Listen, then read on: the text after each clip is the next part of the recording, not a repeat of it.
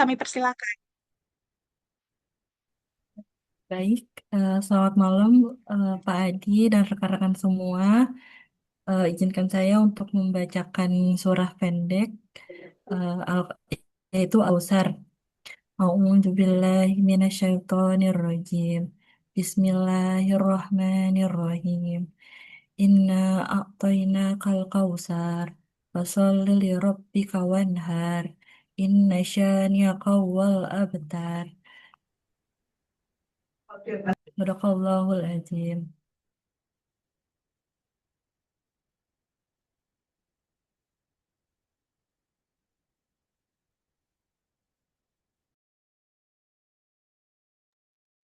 Oke, silakan. Terima kasih. Baik, terima kasih Mbak Putri. Sebelum kita masuk ke presentasi hari ini, saya ada pantun, mohon bantuan cakep-cakepnya ya Bapak Ibu sekalian. Jalan bergaya penuh sensasi, Cakep, Cantik. saat berdiri terlihat seksi. cakep, Aduh. Izinkan saya dan teman-teman menyampaikan presentasi. cakep. Semoga menjadi bahan diskusi. Baiklah, pada hari ini kami akan mempresentasikan mengenai etika, akhlak, dan adab dalam pengembangan organisasi. Nah, untuk materi pada hari ini itu disusun oleh Mbak Eine, Mbak Mbak Putri, Mas Sapta, dan juga saya sendiri, Yulia Natasha. Yang pertama akan dibahas oleh rekan saya kepada teman-teman. Kami persilakan.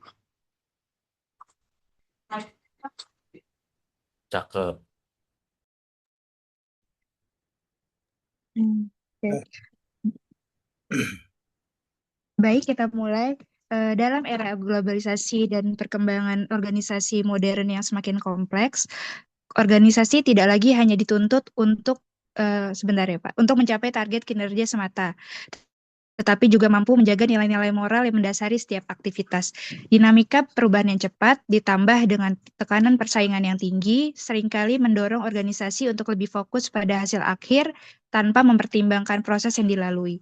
Padahal, dalam jangka panjang, keberhasilan suatu organisasi tidak hanya ditentukan oleh capaian kinerja, tetapi juga oleh sejauh mana organisasi tersebut mampu menjaga integritas dan kepercayaan. Pada saat ini, aspek moral masih terbilang lemah, yang sering diabaikan dalam kehidupan organisasi, sehingga kebutuhan akan sumber daya manusia yang tidak hanya kompeten secara profesional, tetapi juga memiliki integritas moral menjadi semakin krusial. Fenomena yang kerap terjadi adalah seperti penyalahgunaan wewenang, rendahnya rasa tanggung jawab, kurangnya disiplin, hingga konflik internal antar anggota organisasi menjadi bukti bahwa nilai-nilai etika belum sepenuhnya terinternalisasi dalam perilaku individu. Aspek perilaku dan nilai individu memiliki pengaruh yang signifikan terhadap kualitas kinerja organisasi secara keseluruhan. Hal ini menunjukkan bahwa sistem yang baik tidak akan berjalan optimal apabila tidak didukung oleh karakter individu organisasi yang kuat. Suatu organisasi memerlukan fondasi nilai yang kokoh agar mampu menciptakan lingkungan kerja yang sehat, harmonis, dan berkelanjutan. Dalam perspektif Islam, organisasi tidak hanya dipahami sebagai suatu sistem kinerja yang berorientasi pada pencapaian tujuan tertentu, melainkan juga menjadi sarana pembentukan karakter dan kepribadian. Islam memandang bahwa setiap aktivitas manusia, termasuk dalam organisasi, memiliki dimensi moral dan spiritual yang tidak dapat dipisahkan. Setiap tindakan yang dilakukan tidak hanya dipertanggungjawabkan secara sosial, tetapi juga spiritual kepada Allah Subhanahu wa Ta'ala. Keberhasilan organisasi dalam Islam tidak hanya diukur dari hasil yang dicapai, tetapi juga dari nilai-nilai yang melandasi proses pencapaiannya. Ajaran Islam memberikan pedoman yang komprehensif dalam mengatur perilaku manusia, termasuk dalam berkehidupan organisasi. Pedoman tersebut tercermin dalam konsep etika, akhlak, dan adab yang menjadi dasar dalam membangun interaksi sosial yang sehat. Ketiga konsep ini tidak hanya berfungsi sebagai norma, tetapi juga sebagai landasan dalam membentuk kepribadian individu yang berintegritas. Hal ini juga sejalan dengan nilai-nilai yang diajarkan dalam Al-Islam dan Kemuhammadiyahan, di mana yang menekankan pentingnya integrasi antara ilmu, pengetahuan, dan nilai-nilai keislaman dalam kehidupan sehari-hari. Etika, akhlak, dan adab dapat dipahami sebagai 3 pilar utama yang berkaitan dalam menentukan kualitas suatu organisasi. Etika berfungsi sebagai pedoman dalam menilai benar dan salah suatu tindakan, sehingga setiap keputusan yang diambil memiliki dasar pertimbangan yang jelas. Akhlak mencerminkan karakter yang tertanam dalam diri individu yang akan mempengaruhi bagaimana cara seseorang bersikap dan bertindak dalam berbagai situasi. Sementara, adab merupakan bentuk nyata dari penerapan nilai-nilai tersebut dalam kehidupan sehari-hari, khususnya dalam interaksi sosial. Ketiganya ini tidak dapat dipisahkan karena etika tanpa akhlak akan bersifat kering dan normatif, sedangkan akhlak tanpa adab tidak akan terlihat dalam perilaku nyata. Tanpa adanya penerapan etika, akhlak, dan adab secara seimbang, organisasi akan lebih rentan menghadapi berbagai permasalahan seperti konflik internal, rendahnya tingkat kepercayaan, serta munculnya perilaku tidak profesional merupakan beberapa dampak yang sering terjadi ketika nilai moral diabaikan. Dengan demikian dapat dipahami bahwa etika, akhlak, dan adab bukan hanya secara konsep teoritis, tapi merupakan elemen fundamental yang harus diterapkan dalam kehidupan organisasi. Ketiga konsep ini menjadi landasan dalam membangun budaya organisasi yang sehat, yang dapat menciptakan kepemimpinan yang beradab, serta menyusun kebijakan yang integritas. Oleh karena itu, kajian diskusi kita hari ini mengenai etika, akhlak, dan adab dalam pengembangan organisasi menjadi sangat penting untuk dilakukan, guna memberikan pemahaman yang lebih mendalam serta menjadi pedoman dalam praktek kehidupan berorganisasi yang sesuai dengan nilai-nilai Islam. Di mana Islam tidak hanya mengajarkan apa yang benar, tetapi juga mengajarkan kita bagaimana bersikap benar, terutama dalam berorganisasi. Baik, akan dilanjutkan oleh teman saya, Ine. Terima kasih, Pak Yadai.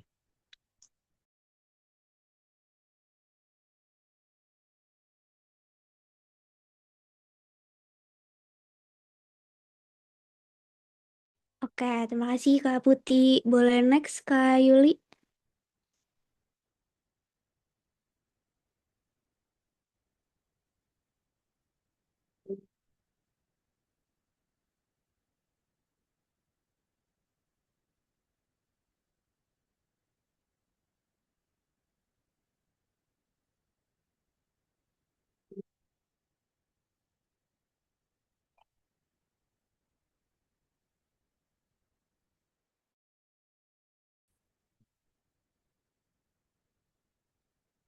Oke, izin lanjut.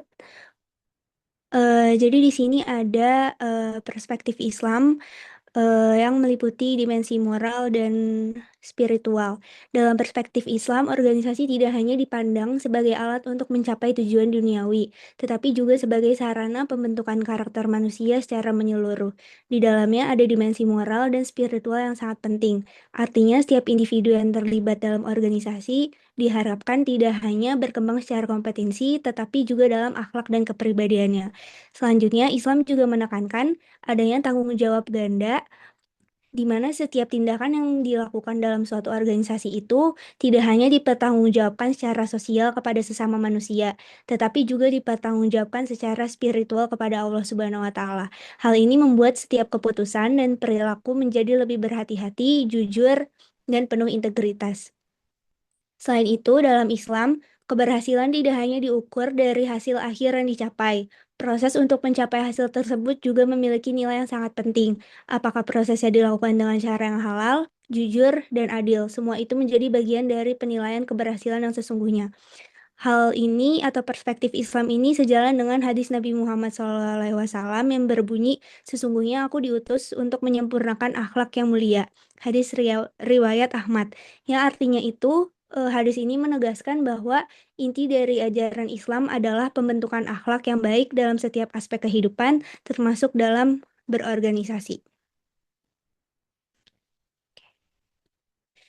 Selanjutnya ada 3 pilar utama yang menjadi landasan dalam membentuk perilaku manusia, yaitu etika, akhlak, dan adab. Yang pertama itu etika.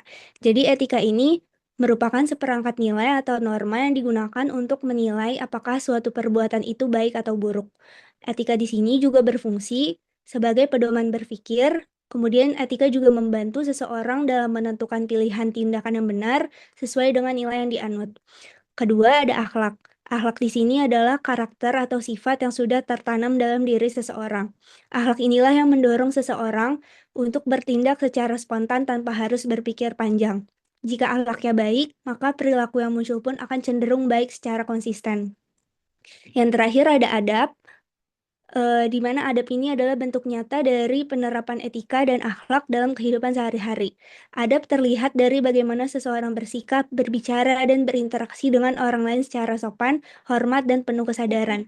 Dengan demikian, etika menjadi dasar pemikiran akhlak, akhlak menjadi karakter internal, dan adab menjadi wujud nyata dalam tindakan sehari-hari. Ketiganya ini saling berkaitan dan tidak dapat dipisahkan dalam membentuk pribadi yang berintegritas.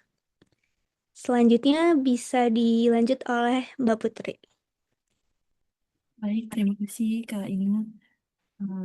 Pengertian etika dalam Islam yaitu bersumber dari wahyu ilahi atau Al-Quran dan Sunnah,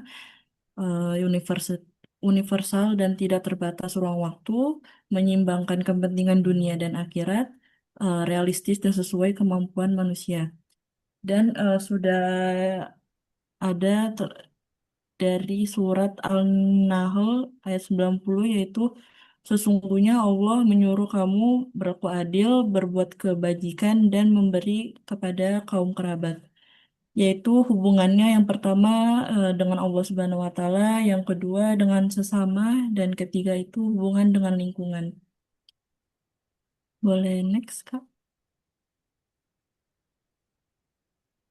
Pengertian akhlak dalam Islam yaitu dalam tabiat dan perangai, di mana sifat yang tertanam dalam diri seseorang yang mendorong tindakan spontan. Dan kedua itu dimensi batiniah, yaitu di mana mencakup niat, keikhlasan, dan kesadaran spiritual dalam setiap perbuatan. Dan ketiga itu proses pembentukan, di mana melalui pendidikan, latihan, dan pembiasaan yang berkelanjutan. Tercantum dalam hadis, yaitu sesungguhnya aku diutus untuk menyempurnakan akhlak yang mulia. Hadis riwayat Ahmad. Next, Kak. Pengertian adab dalam Islam, Eh, yaitu di mana komunikasi, cara berbicara yang santun dan tidak menyakiti, hubungan keluarga, hormat kepada orang tua dan berbakti dalam lingkungan pendidikan, yaitu menghargai guru dan dosen, dalam organisasi yaitu sikap profesional dan kerjasama, dan dalam bermedia sosial yaitu menjaga etika digital.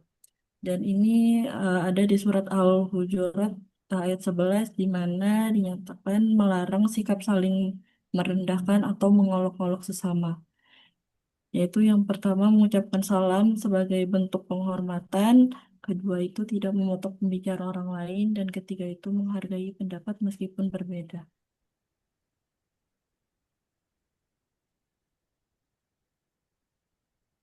Um, Oke, ini selanjutnya ada perbedaan dan hubungan antara etika, akhlak, dan adab. Mungkin saya wakilin Pak Sapta karena lagi berhalangan untuk masuk. Jadi untuk etika, akhlak, dan adab ini merupakan tiga konsep yang saling berkaitan, namun memiliki perbedaan dalam peran dan fungsinya. Yang pertama itu, etika ini adalah kerangka nilai atau pedoman yang bersifat teoritis. Etika ini bisa membantu manusia dalam menentukan mana tindakan yang dianggap baik dan buruk berdasarkan standar tertentu, sehingga menjadi dasar dalam pengambilan keputusan.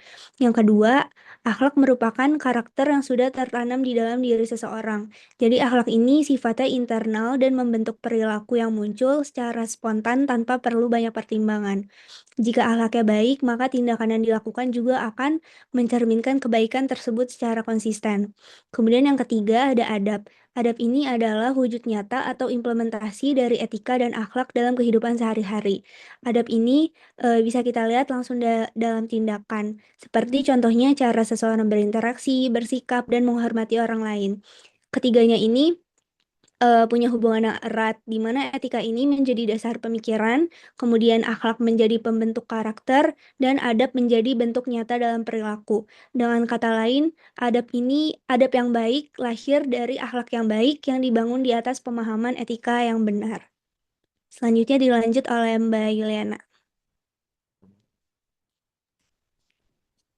Baik, kemudian yang selanjutnya di slide ini teman-teman kan tadi sudah dapat mencerna atau sudah kita dengarkan pembahasan mengenai etika, akhlak, dan adab. Nah, di sini saya akan menjelaskan penerapan dalam pengembangan organisasi dari 3 pilar tersebut. Yang pertama yaitu etika. Nah, etika dalam organisasi ini berkaitan dengan standar benar dan salah dalam bekerja. Dalam konteks ini, etika itu terlihat dari transparansi dalam pengelolaan keuangan. Ini saya ambil contohnya atau penerapan realitasnya itu di Bank Indonesia, karena memang saat ini saya bekerja di bidang tersebut. Nah, contohnya kalau di penerapan etika di Bank Indonesia itu yang pertama transparansi dalam pengelola keuangan. Jadi untuk publik itu bisa melihat misalnya pengelolaan keuangan di divisi-divisi tertentu yang bisa dikonsumsi oleh publik. Kemudian yang kedua adalah tidak melakukan manipulasi data. Terus yang ketiga adalah serta bekerja sesuai tanggung jawab dan juga kompetensi. Nah, contohnya di Bank Indonesia ini penerapan etika ini sangat ketat, terutama karena mereka mengelola kebijakan moneter dan juga stabilitas keuangan negara. Untuk itu, pegawai BI ini dituntut untuk menjaga integritas data ekonomi, tidak menyalahgunakan wewenang, dan juga serta patuh pada kode etik dan government atau pemerintah. Nah, dalil pendukungnya ada di Allah Subhanahu wa taala itu berfirman dalam Quran An-Nisa ayat 58, yaitu artinya sesungguhnya Allah menyuruh kamu menyampaikan amanat kepada yang berhak menerimanya. Ayat ini menegaskan pentingnya amanah dan tanggung jawab dalam pekerjaan. Kemudian yang kedua adalah penerapan akhlak. Akhlak lebih kepada sikap dan perilaku antar individu. Contohnya saling menghormati, kemudian juga sabar menghadapi perbedaan, kemudian juga tidak menjatuhkan rekan kerja, kemudian juga serta saling memotivasi.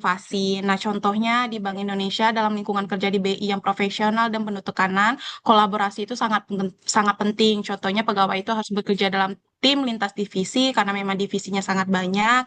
Kemudian yang kedua adalah menghargai pendapat saat rapat, terus juga menjaga hubungan kerja yang sehat.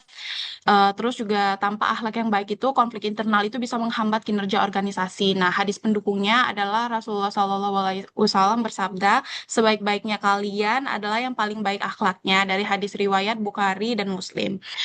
Kemudian yang ketiga adalah penerapan adab. Adab berkaitan dengan tata krama atau sopan santun dalam berinteraksi. Seperti misalnya kita berbicara sopan dalam rapat, atau kita berbicara sopan terhadap yang lebih tua, kemudian tidak memotong pembicaraan jikalau misalnya ada orang yang lagi berbicara, kemudian juga menghormati pimpinan dan juga sesama rekan kerja, atau menghargai sesama rekan kerja. Contohnya kalau di Bank Indonesia, yaitu dalam forum resmi, misalnya seperti rapat kebijakan atau diskusi internal, itu pegawai BI itu menjaga cara berbicara.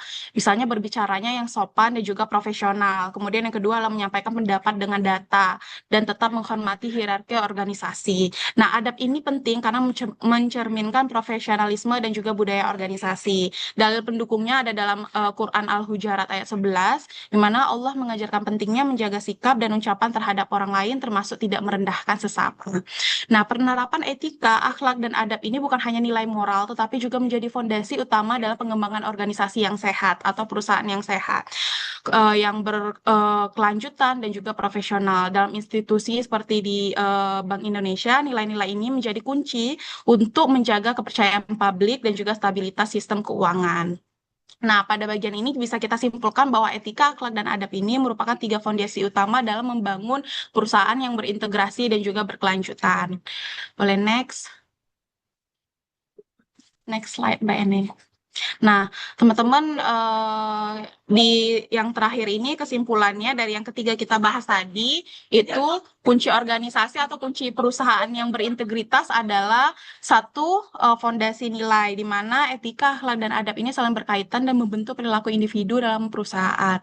Nah, etika itu mengatur standar benar dan salah, akhlak membentuk sikap dan karakter, adab juga mengatur cara berinteraksi. Jika ketiganya berjalan seimbang, maka akan terciptanya budaya organisasi atau budaya perusahaan yang kuat. Contohnya di Bank Indonesia ini sebagai lembaga negara sangat mengedepankan nilai integritas atau kejujuran. Setiap pegawai dituntut untuk menjaga kejujuran dalam pengelolaan data, kemudian bekerja sesuai SOP dan aturan, dan menjaga profesionalisme dalam setiap aktivitas. Hal ini menunjukkan bahwa fondasi nilai benar-benar diterapkan dalam praktek kerjanya nyata. Nah, ayat pendukungnya ada dalam Quran Al-Baqarah ayat 283, artinya hendaklah yang dipercaya itu menunaikan amanatnya dengan jujur. Ini menegaskan pentingnya amanah sebagai dasar integritas. Kemudian yang kedua, dampak positif. Penerapan nilai-nilai tersebut akan memberikan dampak nyata, seperti meningkatnya kepercayaan atau trust, kemudian juga berkurangnya konflik, meningkatnya kualitas kinerja, serta terciptanya lingkungan kerja yang harmonis. Contohnya, di Bank Indonesia karena menjaga integritas dan transparansi, Bank Indonesia memiliki tingkat kepercayaan publik yang lumayan tinggi. Kepercayaan ini penting karena kebijakan BI itu sangat berpengaruh terhadap stabilitas ekonomi. Nah, selain itu, lingkungan kerja yang profesional dan saling menghargai juga membantu meningkatkan produktivitas pegawai. Terus yang ketiga adalah kepemimpinan beradab. Nah, kepemimpinan yang baik dan tidak hanya cerdas, tapi juga berlandaskan etika Islam, yaitu adil dalam mengambil keputusan, amanah dalam menjalankan tugas, bijaksana dalam memimpin, serta menjadi teladan bagi pegawainya. Teman-teman bisa bayangkan kalau misalnya kepemimpinan ini tidak beradab, itu biasanya juga akan mempengaruhi seluruh struktur maupun budaya dari organisasi tersebut, gitu. Nah, contohnya di Bank Indonesia, pimpinan di BI ini dituntut untuk membuat kebijakan yang adil dan objektif, menjaga independensi lembaga, serta menjadi role model dalam integritas dan profesionalisme. Nah, kalau misalnya kepemimpinannya udah berada, biasanya bawahannya atau struktur organisasinya juga akan mengikuti budaya organisasi tersebut. Nah, ayat yang mendukung adalah Quran surah An-Nisa ayat 58, sesungguhnya Allah menyuruh kamu menyampaikan amanat kepada yang berhak dan apabila menetapkan hukum di antara manusia, hendaklah kamu menetapkan dengan adil.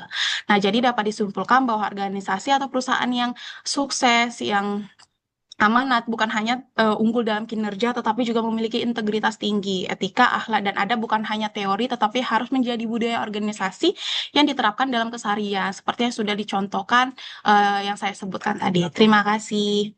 Baiklah.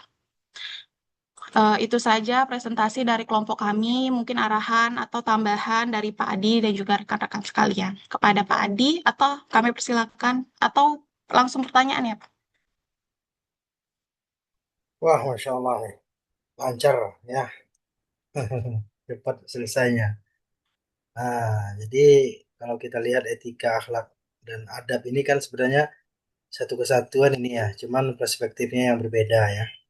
Ya, ada yang perspektifnya lebih eh, Islami, ada yang bersifat umum atau general ya, dan termasuk juga dalam penerapannya ya.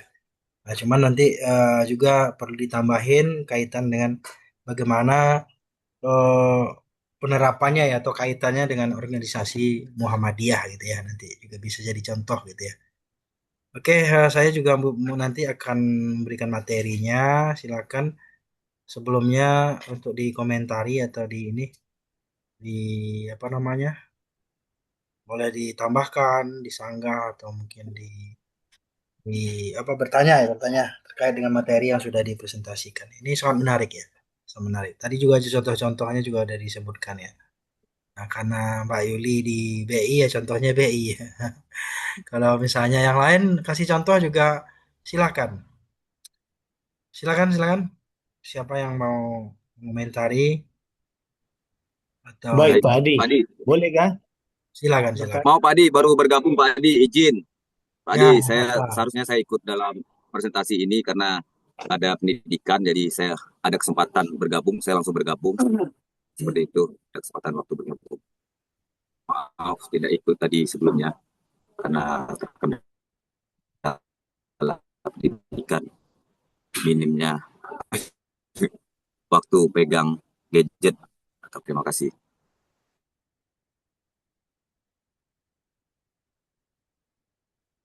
Oke, oke. Peserta yang lain, Bapak Ibu, kawan-kawan, silakan. Baik, Mas Sabta, lanjutkan.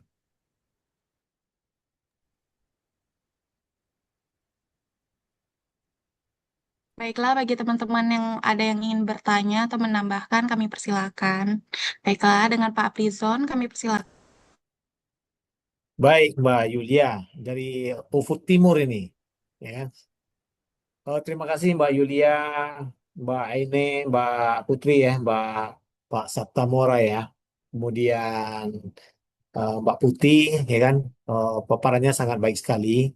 Eh, Namun ada beberapa hal yang saya mau tanyakan terkait tentang apa yang sudah dipaparkan yang berhubungan dengan etika, akhlak, dan adab dalam pengembangan organisasi ya.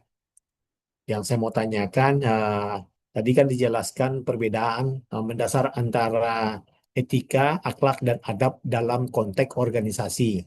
Seperti etika tadi, seperti etika tadi dijelaskan di slide 5 dan 9, merupakan kerangka nilai atau pedoman teoritis ya, untuk menilai baik dan buruknya suatu tindakan. Sedangkan akhlak karakter internal atau sifat batiniah ya, yang mendorong seseorang untuk melakukan tindakan secara spontan ya.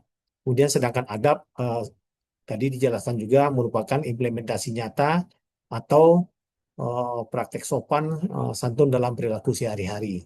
Yang saya mau tanyakan, mengapa ketiganya tidak dapat dipisahkan?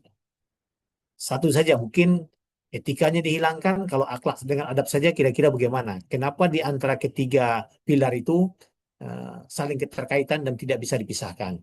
Itu yang pertama.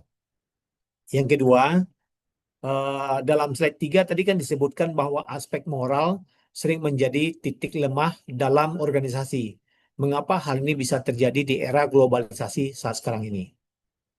Kemudian yang terakhir ya, nggak banyak-banyak pertanyaannya ini.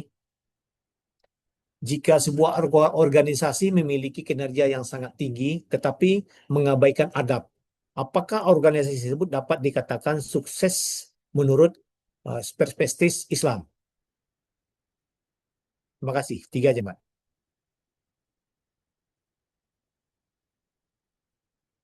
Baik, terima kasih Pak Aprizon. Kepada Mbak Forlen, kami persilakan sembari paralel teman-teman akan mempersiapkan jawabannya untuk Pak Aprizon. Assalamualaikum warahmatullahi wabarakatuh. Izin saya tidak off Halo. cam. Ini posisi off cam Pak Adi sedang di perjalanan menuju Palembang ini. Ya, baik. Assalamualaikum warahmatullahi wabarakatuh. Terdengar suara saya? Maaf, sedang di dalam mobil. Dengar Mbak Forlen. Oh, baik, terima kasih. Terkait dengan materi malam ini menarik sekali dengan dalam suatu organisasi kita sering sekali menemukan beberapa anggota atau dalam dalam keorganisasian ini sering menemukan orang-orang yang punya keahlian, keterampilan, kemudian dia juga wawasannya sangat luas, namun adab atau etika yang terjadi di organisasi ini sangat minim ya tadi. Dan bagaimana cara menghadapi keanggotaan yang mempunyai karakter buruk, namun dia punya keahlian dan keterampilan yang luar biasa, wawasannya bagus, tapi buruknya moral, buruknya etika dalam suatu organisasi. Banyak sekali kita menemukan di sini terutama dalam kita dalam suatu pekerjaan ini sering ada yang sikut menyikut gitu ya, ingin mendapatkan posisi yang diinginkan tapi dengan cara yang kurang beradab. Mohon masukannya Bu Yuli. Terima kasih. Baik, Mbak Forlen. Mbak Forlen izin mengulangi lagi pertanyaannya. Jadi apabila ada anggota kerja atau rekan kerja kita yang dalam berperilaku itu kurang baik atau buruk ya Mbak Forlen ya, bagaimana kita bersikap ya? Iya, dia punya skill, punya keahlian, punya wawasan yang bagus, punya kinerja yang baik, tapi adab dan moralnya tidak sesuai dengan ajaran Islam. Terima kasih. Baik, terima kasih Mbak Forlen. Kita buka satu orang lagi. Apakah ada yang masih ingin bertanya?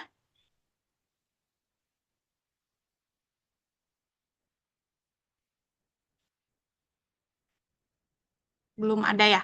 Baiklah, kita mungkin akan jawab pertanyaan dari Pak Efrizon terlebih dahulu. Mungkin kepada Mbak Ine kami persilakan.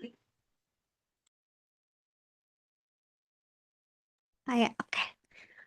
Mungkin izin jawab pertanyaan Pak Efrizon yang nomor 3 tadi. Ini menurut kelompok kami ya Pak. Izin Pak Adi kalau misalkan ada kekurangan boleh dibantu tambahin. Tadi untuk yang pertanyaan nomor 3 itu Pertanyaannya, jika semua organisasi memiliki kinerja yang tinggi, tapi organisasi tersebut mengabaikan adab ya Pak, apakah organisasi tersebut sukses dalam perspektif Islam? Benar ya Pak Frizal, nomor 3 gitu pertanyaannya ya? Benar sekali Mbak Aine. Mungkin aku izin jawab seperti yang tadi sudah kami presentasikan. Kalau dalam perspektif Islam itu mungkin kalau kita lihat dari pandangan Islam, organisasi itu belum bisa disebut benar-benar sukses walaupun kinerjanya udah tinggi. Secara duniawi mungkin kinerjanya tinggi ya dan sering dianggap berhasil. Misalnya kayak contohnya targetnya itu kecapai, terus revenue-nya juga tercapai, profitnya besar, atau kerjanya jadi lebih efisien. Tapi mungkin kalau kita lihat dalam pandangan Islam, sukses itu nggak kita lihat dari hasilnya aja ya, tapi dari prosesnya juga, dari cara untuk kita mencapainya juga harus dilihat gitu. Kalau misalkan organisasi itu mengabaikan adab, kayak misalnya enggak menjaga apa ya sehari-hari etika komunikasi, terus kurang menghormati orang lain antara atasan dan bawahan, atau ada hal-hal yang tidak baik caranya, haram misalkan gitu, maka ada nilai penting yang hilang gitu. Jadi dalam Islam adab itu kan bagian dari akhlak dan akhlak itu juga dasar dari keberkahan sebuah pekerjaan. Jadi walaupun hasilnya memang kelihatan bagus nih, kayak tadi kinerjanya udah tinggi, targetnya udah kecapai, keuntungannya besar, tapi kalau misalkan proses yang nggak sesuai sama nilai Islam, maka menurut kelompok kami itu keberhasilannya belum sempurna lah ya Pak secara Islam gitu. Intinya mungkin sukses yang sesungguhnya itu bisa dilakukan dengan cara yang baik, yang sesuai dengan pandangan Islam. Itu sih Pak menurut aku. Dari teman-teman kelompok 3 ada yang mau ditambahin untuk pertanyaan Pak Afrizon?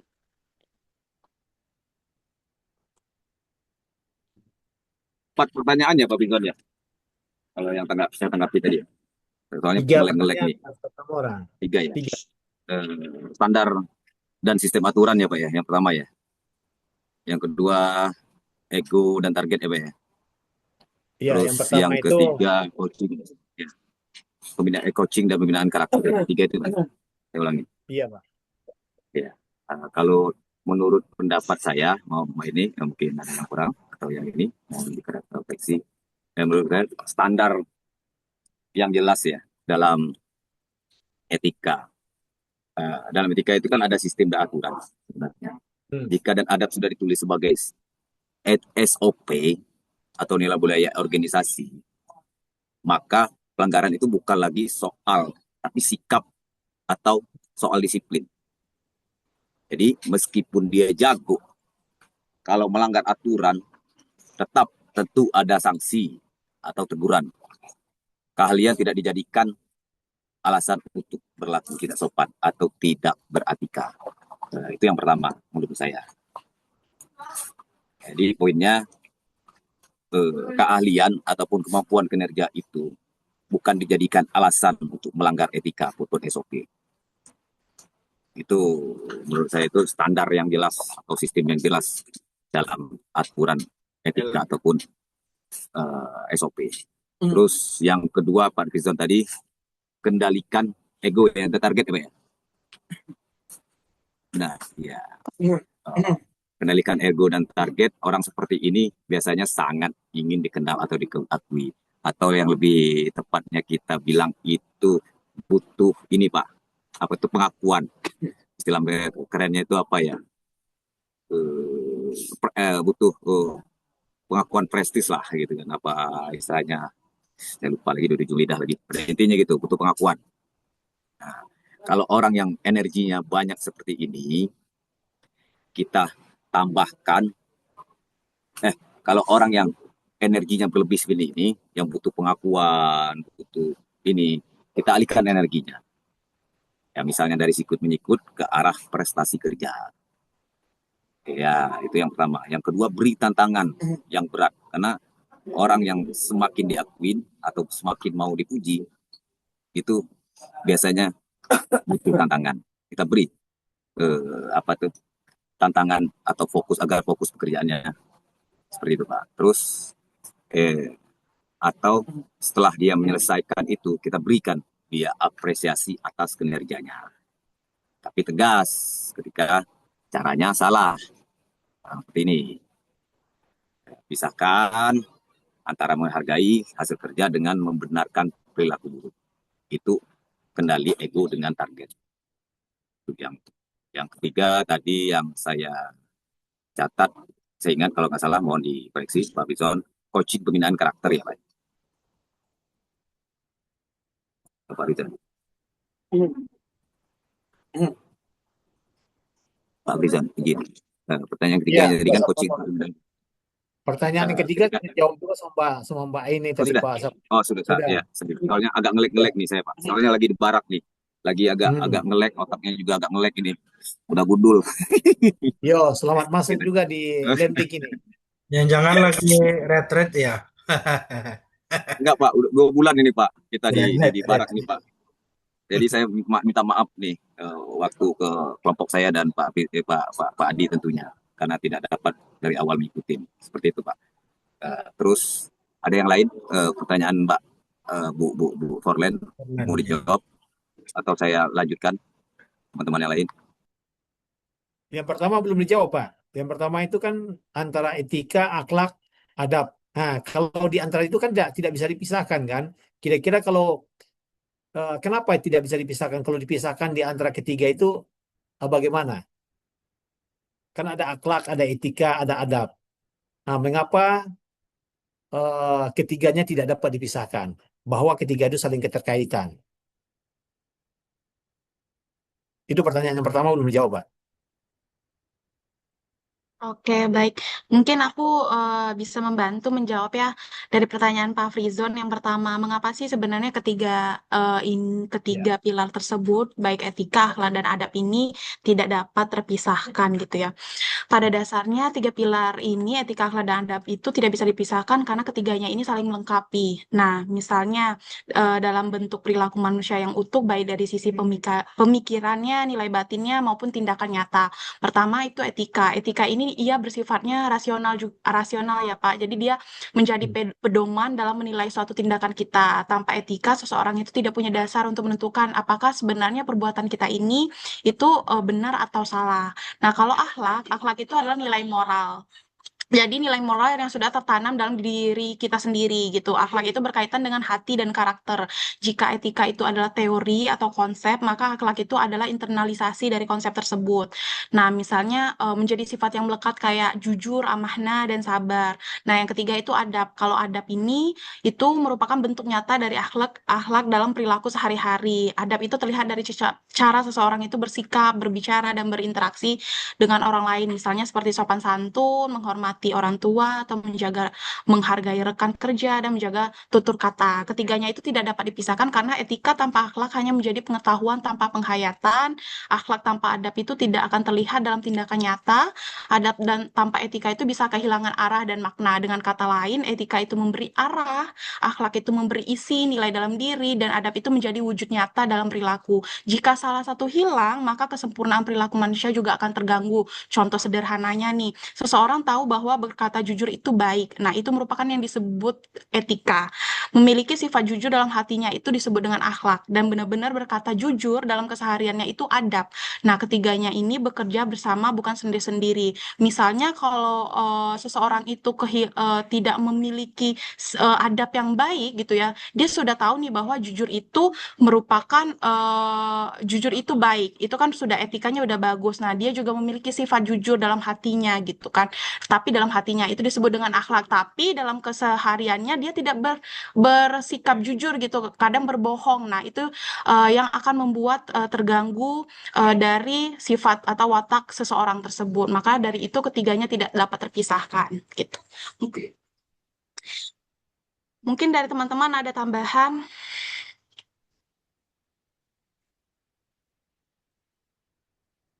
Kalau tidak, kita lanjut dengan pertanyaan Pak Afrizon lagi yang akan dijelaskan oleh Mbak Putri. Kepada Mbak Putri kami persilakan.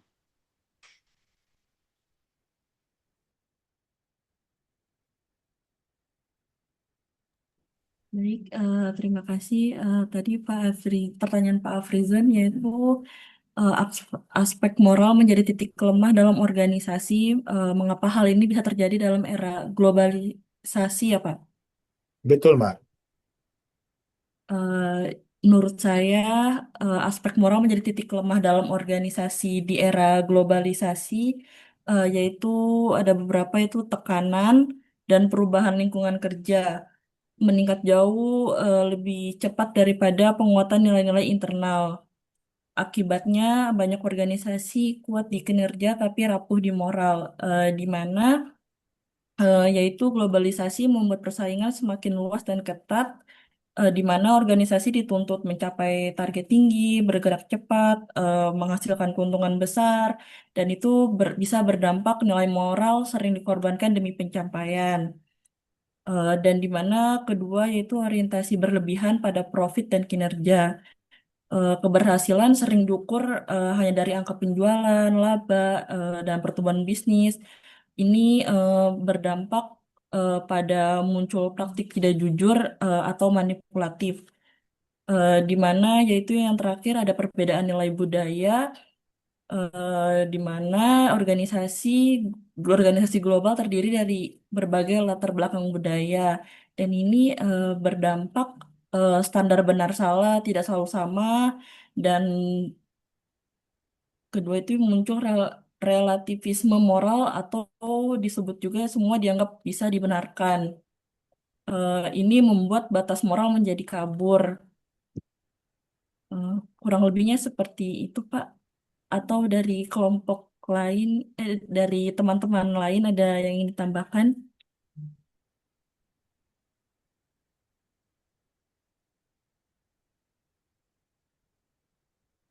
Baik, terima kasih Mbak Putri. Mungkin ada tambahan dari teman-teman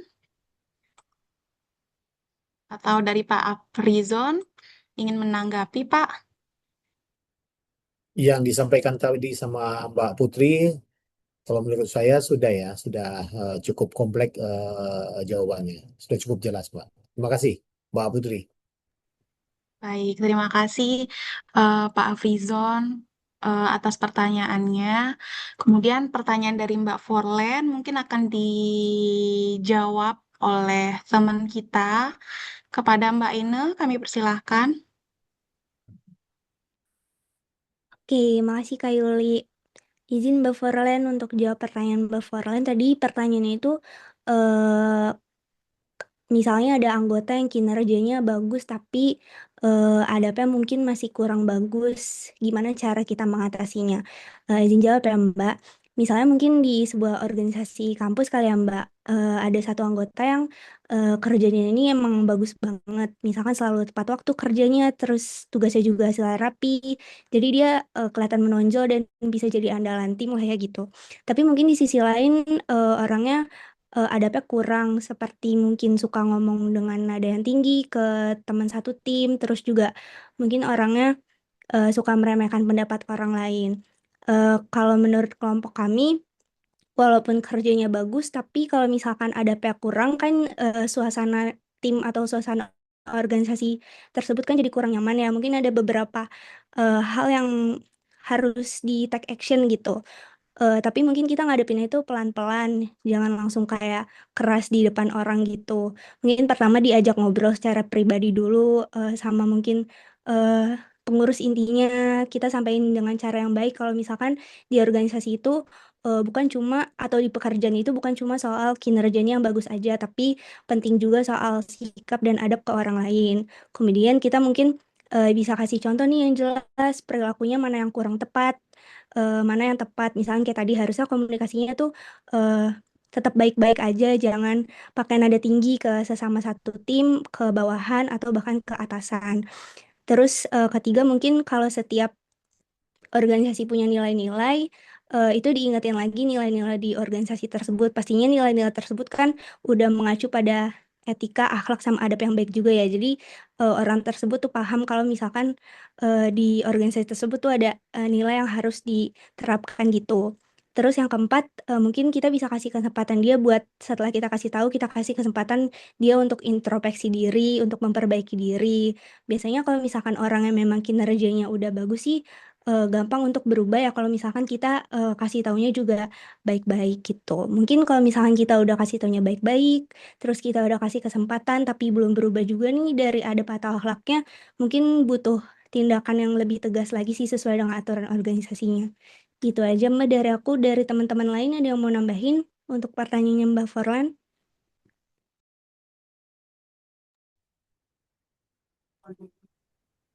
Saya boleh sedikit menambahkan tentang akhlak dan adab ya. Pertanyaan Mbak Polen ya tadi. Mbak ini ya. Fokusnya terbagi ini sama saja.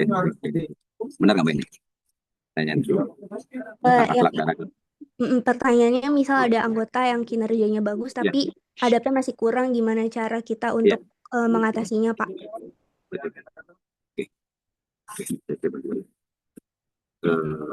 Pekerjaan bagus, akhlaknya masih kurang. Jadi menurut saya itu tergantung dari, ini semua kan balik lagi ke manajemen ya. Tergantung dari leadernya. Memfasilitasi atau memanfaatkan tenaga yang ada sesuai dengan skillnya.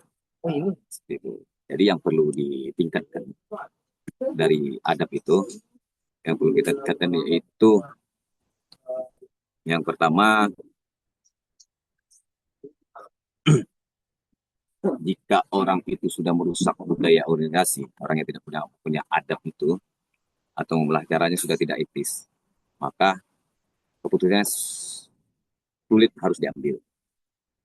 Jadi pertanyaannya, lebih baik organisasi berjalan lambat tapi solid dan harmonis, atau cepat tapi penuh kritik dan sakit hati? Jawabannya ya, keahlian itu bisa dicari dan dilatih. Tapi memperbaiki moral dan adab itu lebih jauh sulit daripada mengejar skill dan teknis. Seperti itu. Balik lagi kita ke siapa nih leadernya. Leader itu kan bukan hanya jago teknis, tapi harus jago juga dalam manajerial SDM yang ada. Kalau SDM yang ada skillnya bagus, adabnya tidak ada, maka tim kita bekerja ini kan bekerja tim, bekerja sama. Kalau adabnya tidak bagus, ya monggo kita perbaikin dengan menjaga budaya organisasi ini biar tidak terpecah belah. Maka keputusan yang harus diambil yaitu kita memperbaiki moral dan adabnya. Seperti itu. Karena lebih jauh dalam SDM, lebih jauh sulitnya merubah SDM daripada merubah skill kinerja. Seperti itu menurut saya Pak Adi dan Mbak Korlen. Intinya perbaiki budaya kerjanya. Keputusan ada siapa? Ada di leader. Tegas bukan berarti keras, tapi tegas itu baik. Skill bisa ditingkatkan, adab harus ditegakkan. Seperti itu menurut saya Pak Adi. Terima kasih.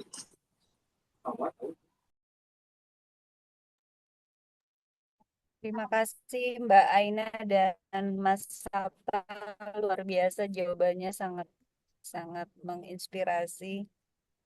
Artinya di sini antara skill, knowledge, dan attitude harus seimbang supaya organisasi ini bisa berjalan. Dan tadi masukan dari Mas Sabta betul sekali Pak Sabta.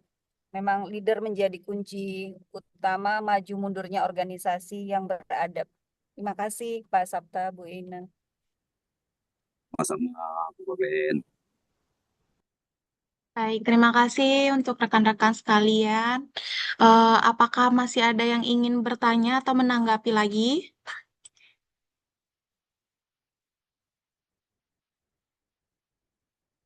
Oke, dengan Bapak Arief kami persilahkan.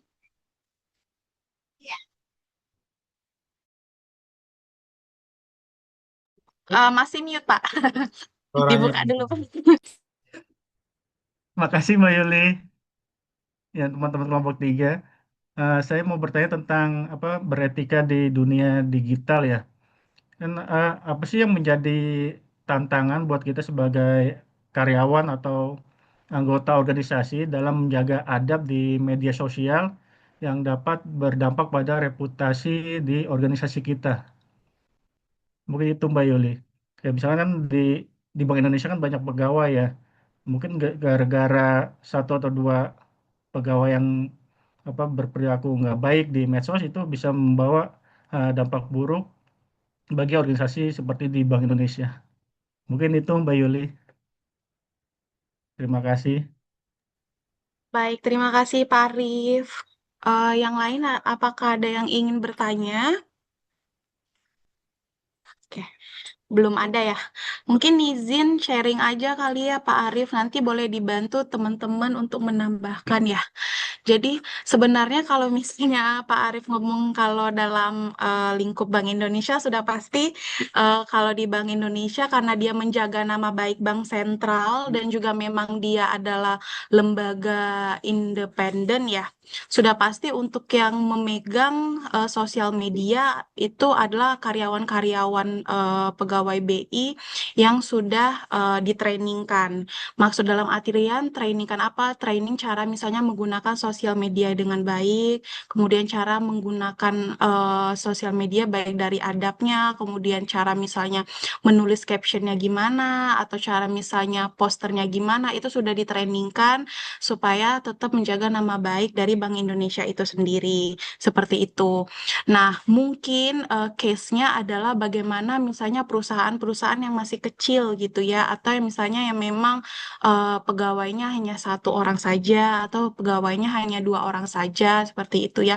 Bagaimana cara kita menjaga karyawan ini berperilaku atau beradab baik di dalam media sosial, apalagi di zaman sekarang media sosial itu sangat penting gitu ya. Kalau misalnya ada beberapa orang yang misalnya pegawainya itu sifatnya jelek, itu sangat mempengaruhi brandingan dari si perusahaan tersebut gitu. Yang pertama itu tadi kalau misalnya kan berdasarkan experience atau reference di sini, yaitu pertama buat pedoman atau guidelines-nya yang jelas. Misalnya kita tidak boleh menyebarkan hoax atau ujaran kebencian, atau kita tidak boleh melakukan sara gitu kan, karena itu hal-hal yang bersifat sensitif gitu. Yang bersifat sensitif itu biasanya akan terkena di hati orang banyak gitu. Kita ada salah kata atau ada salah tulis, itu biasanya akan menyebabkan kebencian dari si customer kita kayak gitu kan. Kemudian tidak membuka data internal atau misalnya tidak menjelekan rekan kerja atau instansi-instansi lainnya atau perusahaan lainnya. Kemudian tanamkan prinsip juga kepada pegawai tersebut atau karyawan tersebut, yaitu think before posting ya.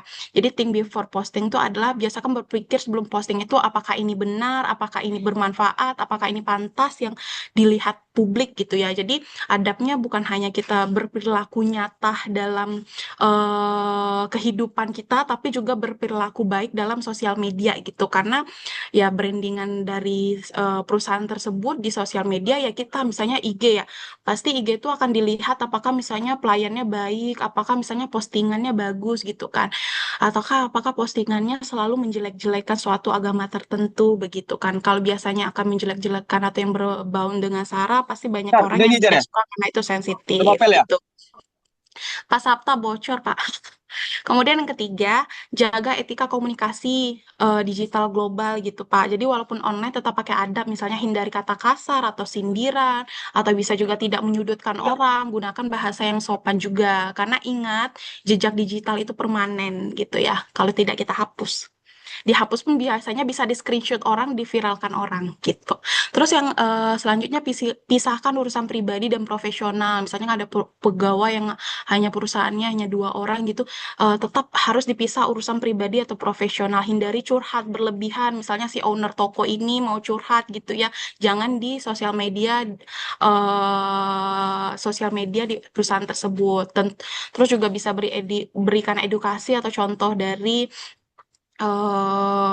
edukasi yang baik di Instagram tersebut. Terus tentunya juga terapkan konsekuensi yang adil juga. Misalnya kalau misalnya dia ada salah kata atau misalnya ada salah posting, tetap diberikan teguran secara profesional. Jika perlu ada sanksi sesuai aturan. Terus yang terakhir bisa dorong konten yang positif, seperti misalnya hal inspiratif, menunjukkan profesional, dan juga yang paling penting menjaga citra baik diri maupun perusahaannya. Itu aja sih. Mungkin dari yang lain ada tambahan? Saya sedikit menambahkan, Ya, sekalian izin silakan juga Pak Pak Arif, Sita. karena persiapan mau apel, saya sebentar sekalian izin. Saya sedikit menambahkan pertanyaan dari Pak Arif. yaitu adab di dunia digital. Kesimpulannya saya simpel aja menyimpulkan. Reputasi itu sangat cepat dibangun, tapi jauh lebih cepat dihancurkan. Kesimpulan saya ya Pak ya. Kenapa gitu? Adab di media sosial itu tandanya yang pertama itu bicara kita yang baik atau diam. Itu adab mau di organisasi maaf ini di BI mau organisasi manapun. Nah, kita ambil yang umum dulu, baik umum maupun di perusahaan atau organisasi. Yang pertama harus kita jaga itu di media sosial, kita yang bekerja secara profesional ataupun non profesional, jasa ataupun barang itu harus dijaga. Bicara yang baik atau diam. Itu yang pertama menurut saya di media sosial. Yang kedua, tidak menyebarkan apa yang belum pasti benar. Karena berita hoax itu tidak bisa dipastikan benar. Kita harus memvalidasi dulu, cari sumber-sumber yang terpercaya atau media-media resmi yang sudah terdaftar secara hukum ataupun aturan yang berlaku. Terus yang ketiga, kita harus menjaga nama baik organisasi seperti menjaga nama baik BI tentunya yang Pak Arif bilang tadi. Dan atau nama baik sendiri. Pada prinsipnya, apa yang kita lakukan di dunia maya adalah perpanjangan tangan kita atau akhlak kita yang sesungguhnya. Baik di dunia maya ataupun di dunia digital, kita harus sangat menjaga. Karena kecepatan dunia sosial atau media lebih cepat dari kecepatan rudalnya Iran ke Israel. Seperti itu, Pak. Terima kasih, saya Pak Adi. Saya izin left karena saya sudah dipanggil daripada saya disuruh push up ataupun disuruh ini rayap. Saya izin Pak Adi. Terima kasih. Assalamualaikum warahmatullahi wabarakatuh.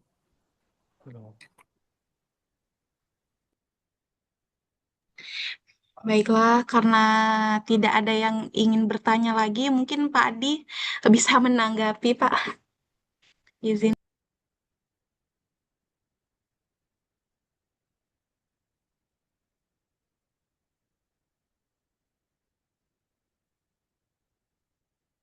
Oke, oke. Siap. Ini saya udah di calling juga untuk kuliah S2 saya ini. Masya Allah. Jadi luar biasa nih ya. Baik, ini saya sudah menyimak dan juga eh, memperhatikan ya secara seksama nih dari diskusinya luar biasa. Sejauh ini yang paling jauh nih diskusinya aplikatif ya dan juga sangat inspiratif apalagi tadi diberikan contoh-contoh ya yang sangat dekat dengan pekerjaan kita sehari-hari ya. Tadi ada contohnya dari Mbak Yuli ya. Dan mungkin juga ini juga bisa diaplikasikan bagi semua kita ya, termasuk di kampus ya, institusi pendidikan, di kantor, dan bahkan juga mungkin di lembaga-lembaga negara lainnya gitu ya. Di sini kan banyak juga tokoh-tokoh kita, para pemimpin-pemimpin dan pejabat-pejabat yang barangkali ini adalah momentum bagi kita untuk bagaimana mengaplikasikan gitu ya nilai-nilai etika, akhlak dan adab dalam pengembangan organisasi. Saya rasa ini materinya sudah sangat standar ya buat kita semua ya. Jadi artinya mau dimanapun kita ya memang harus punya etika, akhlak dan adab gitu ya. Hanya CEO Laguna saja yang nggak punya adab nggak apa-apa, ya. Dia CEO kan. Tapi kalau kita ya sebagai eh, karyawan ya sebagai staff apalagi yang memang masih merintis gitu ya, tentunya kita harus memiliki nilai-nilai dasar ini. Dan sedikit saya merespon kawan-kawan semuanya. Ini sebenarnya ada materi saya 20 halaman ini. 19 halaman. Cuman nanti udah saya upload aja ke Adlink ya. Nanti silakan dibaca dan dipelajari. Saya ingin merespon mungkin secara umum dari Pak Afrizon tadi ya. Etika, akhlak dan adab ya. Sebenarnya ini kan istilah-istilah berbagai macam perspektif ya. Kalau saya memahami ini sebenarnya satu kesatuan dengan nama yang berbeda-beda dan perspektif penerapannya juga berbeda-beda. Walaupun sebenarnya ada perbedaan secara kerangka teori dan penerapan gitu ya. Tapi paling tidak pada dasarnya ini kan sama ya. walaupun ya dari segi sumber dan landasan atau dasarnya itu berbeda. Ya, kalau saya menyimpulkan etika ada akhlak, etika dan moral dan bahkan ada karakter. Karena adab itu sebenarnya sama dengan akhlak ya. Itu kan dalam perspektif Islam, akhlak sama adab itu sama. Ya kan kalau dalam Al-Qur'an dalam hadis ya, dalam hadis itu kan banyak disebutkan itu kata-kata akhlak ya. Innama bu'istu liutammima makarimil akhlak ya. Al akhlak termasuk background saya ini al akhlak itu kan al akhlakul karim ya, karimah. Itu kan background saya nih. Itu kan juga kata-kata akhlak yang sangat sering kita gunakan dan kita apa namanya? Kita sebut di dalam perspektif Islam. Karena akhlak itu sumbernya adalah Islam atau sumbernya itu kepada Al-Qur'an dan Sunnah dan pendapat para ulama. Sementara etika mungkin barangkali ya teman-teman itu bisa difahami juga bahwa etika itu memiliki eh, apa bersumber dari akal pikiran manusia ya secara rasional gitu ya. Sementara kalau adab sementara kalau satu lagi apa tadi? Moral ya, moral. Kan ada akhlak, etika, moral. Moral itu kan ada istiadat atau kebiasaan ya yang ada di suatu tempat gitu. Nah, dari segi penerapannya memang Bapak Ibu kawan-kawan semuanya, akhlak itu lebih dominan. Makanya saya bisa mengartikan bahwa akhlak itu bersifat universal. Ya, dimanapun kita anytime, anywhere gitu ya, itu bisa berlaku. Makanya ketika akhlak diterapkan itu bisa berlaku di Barat ya, di Eropa, di Arab, ya, di Indonesia, dimanapun. Nilai-nilainya tidak akan pernah luntur dan tidak akan pernah berubah. Itu nilai-nilai akhlak. Makanya sebenarnya tadi pertanyaan Pak Harfizon, apakah salah satunya apa namanya harus tergabung atau salah satunya bisa hilang? Kalau menurut saya mungkin agak berbeda dengan komentar teman-teman tadi atau jawabannya. Menurut saya dengan kita memiliki akhlak atau adab saja itu sudah mencakup dari berbagai macam aspek dalam kehidupan kita gitu. Karena dalam akhlak itu sudah terkandung eh, etika, moral, dan bahkan ada satu lagi karakter. Dan satu lagi tuh di apa di link materi saya itu ada budaya ya, budaya. Makanya nanti ada budaya organisasi gitu ya. Nah, budaya organisasi dalam bermuamalah juga landasannya adalah sebagai apa namanya? Poin utamanya adalah akhlak gitu kan? Adalah akhlak. Atau bahkan ditambah satu lagi itu, akidah akhlak gitu kan? Akidah dan akhlak gitu sebagai landasan utama dan bahkan juga dalam mukadimah anggaran dasar Muhammadiyah itu ya juga dasarnya adalah akidah dan akhlak. Jadi itu ya poinnya yang pertama, seandainya kita mau memisahkan etika nih mungkin bisa disingkirkan, tapi dia punya akhlak.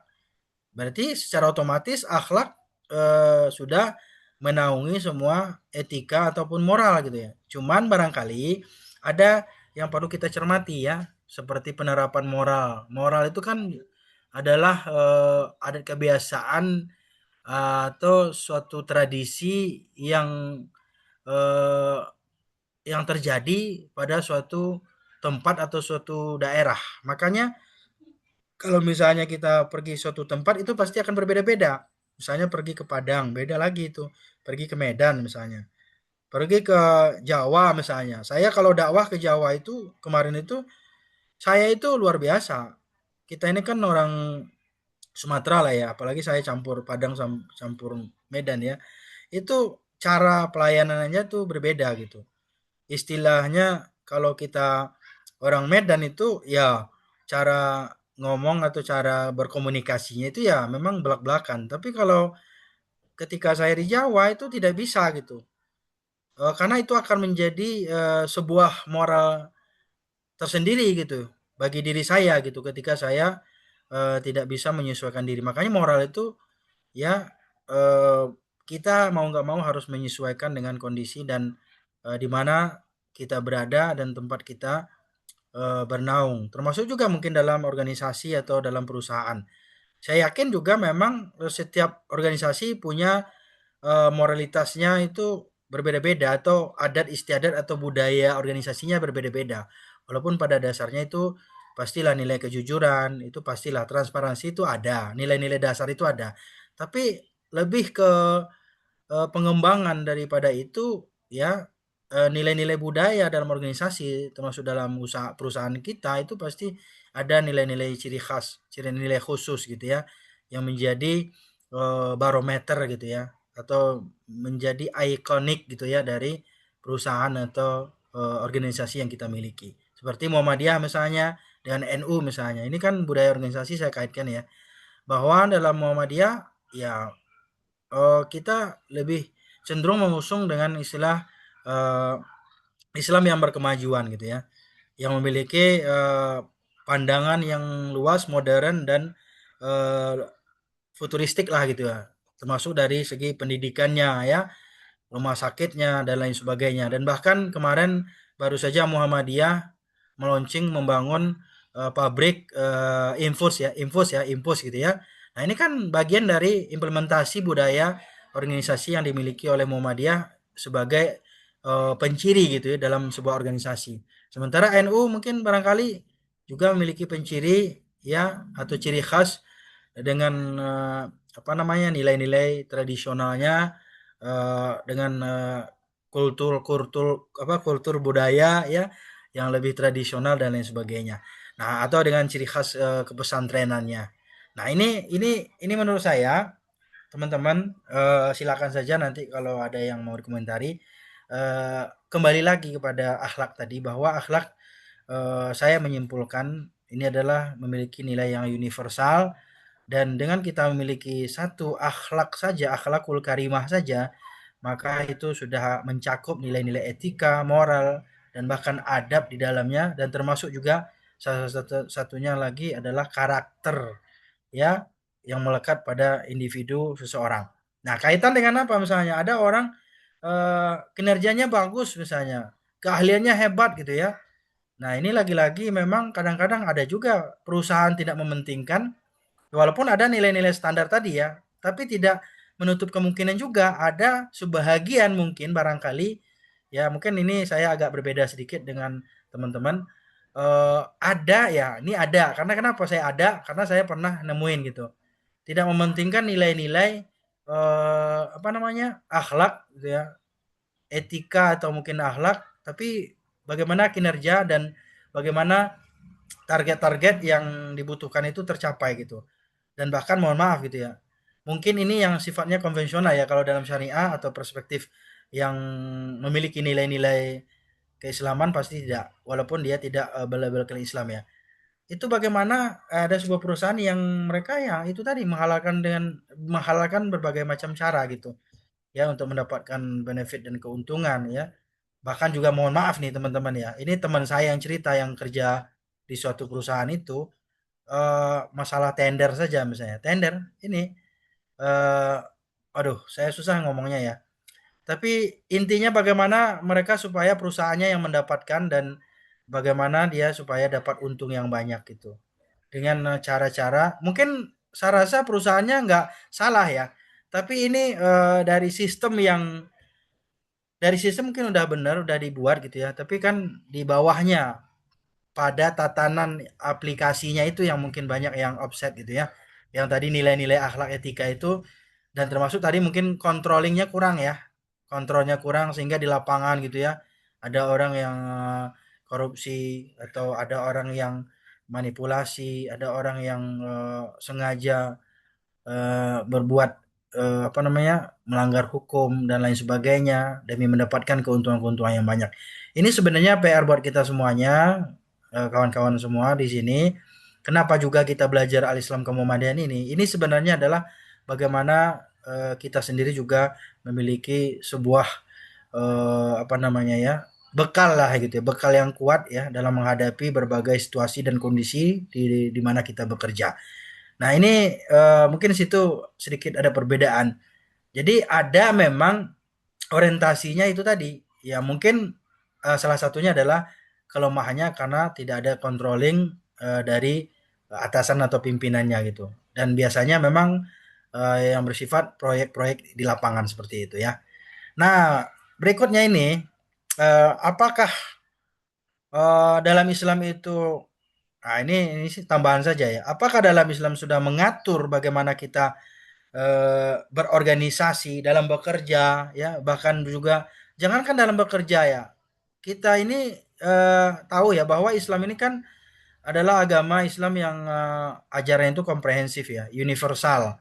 Kalau dalam istilah Arabnya itu al-Islam apa al-Islam dinul Islam al-kamil ya, agama Islam yang sempurna dari ajarannya. Sebenarnya bukan hanya sekedar dalam berorganisasi, dalam dunia kerja, tapi justru Islam mengajarkan dalam berbagai macam aspek ya, mulai dari urusan keluarga ya, bertetangga, dan bahkan juga tadi saya katakan dalam berorganisasi, dan juga materi Pak itu ada saya kasih tugas itu teman-teman kelompok lain itu ada dalam berorganisasi dalam etika dalam berbangsa dan bernegara. Ini sebenarnya sudah ada pakemnya, udah ada filternya. Tinggal bagaimana kita secara sistem udah terbentuk, udah ada. Al-Quran juga udah mengajarkan, Rasulullah juga sudah menyampaikan melalui hadis-hadisnya dan bahkan mencontohkan. Tinggal bagaimana kita mengawal supaya nilai-nilai etika, akhlak atau moral itu bisa berjalan dengan baik seperti itu. Nah, ini saja mungkin barangkali komentar saya, teman-teman. Saya mohon izin karena 5 menit lagi sepertinya akan masuk ke Zoom yang lain. Sebenarnya ada 3 Zoom malam hari ini, tapi nggak ada lagi device saya. Bingung saya mau pakai apa. Soalnya ada seminar lagi satu lagi nih. Saya ada seminar. Cuman ya kita berbagi waktu ya, teman-teman, dan mohon maaf jika ada kekurangan dari saya. Untuk materi tambahan bisa diunduh ya, di-download di link, nanti silakan dibaca. Itu sudah saya tambahkan tentang rekonstruksi ya, etika moral dan budaya dalam berorganisasi di Muhammadiyah. Ini saya rasa sangat penting kita pelajari karena tadi saya melihat perlu disempurnakan tentang perspektif Muhammadiyahnya bagaimana gitu ya. Itu saja barangkali. Terima kasih. Kalau ada sanggahan atau komentar lagi, saya siap-siap saja. Dan mungkin kawan-kawan yang lain kalau mau tambahkan, monggo silakan. Kita sharing aja, ya, saling memberi take and give lah ya. Mudah-mudahan bermanfaat diskusi kita malam hari ini. Silakan.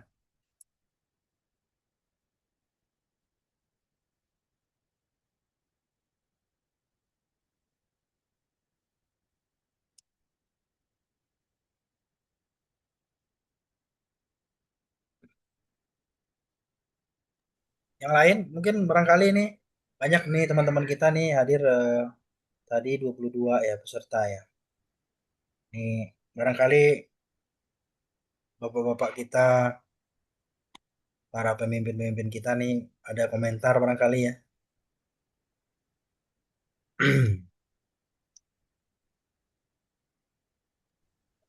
Assalamualaikum Pak.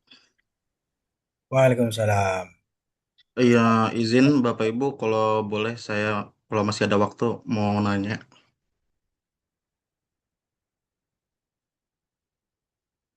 Ini mungkin untuk mau bahas ini aja sih, mau minta pandangan atau opini ya untuk semua Bapak Ibu yang ada di kelas ini. Bahwasanya kan etika, akhlak, dan adab itu kan satu kesatuan yang tidak dipisahkan. Tapi menurut Pak Adi, jika sudah akhlak itu sudah mencakup semuanya. Saya ingin bertanya ini, kan negara kita ini kan mayoritas Muslim ya, yang mana harusnya memahami lah akhlak yang baik itu seperti apa. Tapi kenapa dalam penerapan organisasi itu masih marak gitu praktik KKN ya seperti itu? Mengapa kalau di luar negeri itu seperti negara Swiss contohnya itu kan sangat minim gitu praktik KKN, sedangkan harusnya kita dalam penerapan akhlak dalam berorganisasi itu kan lebih unggul. Nah itu menurut pandangan Bapak Ibu bagaimana? Terima kasih.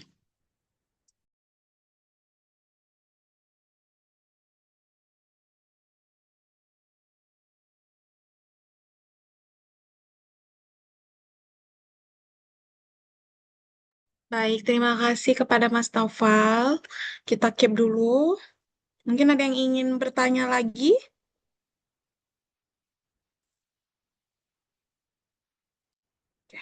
Tidak ada ya. Berarti pertanyaan terakhir. Mungkin ada yang mau menjawab?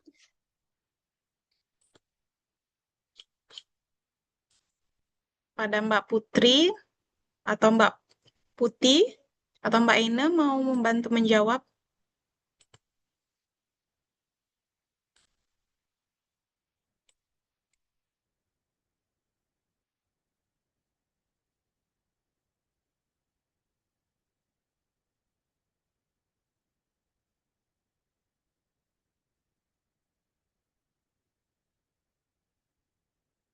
Oke, untuk teman-teman ada dari rekan-rekan kelompok ada yang ingin membantu menjawab?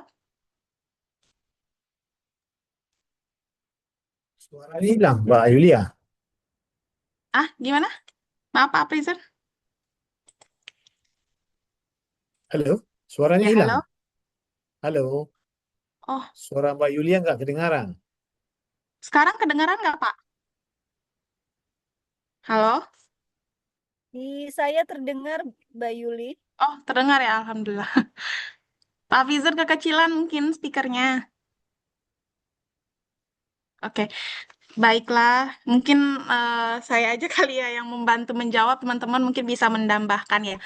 Sebenarnya fenomena menurut saya sih maraknya korupsi, kolusi, dan nepotisme di KKN di negara-negara tertentu, mungkin termasuk bisa Indonesia, juga itu sebenarnya merupakan isu kompleks ya, karena dia melibatkan banyak sistem, misalnya sistemnya sistem hukum, budaya, dan juga struktur ekonomi. Nah, sebenarnya mengapa sih, apa sih faktor-faktor yang menyebabkan perbedaan tingkat KKN di negara kita di Indonesia? Dan juga mungkin di negara lain seperti yang disebutkan tadi mungkin bisa juga di Singapura karena Singapura juga tingkat KKN-nya rendah gitu ya. Jadi yang pertama adalah transparansi digital. Jadi menurut saya karena memang juga di negara lain itu untuk transparansi digital itu atau sistem birokrasinya itu sudah terdigitalisasi penuh.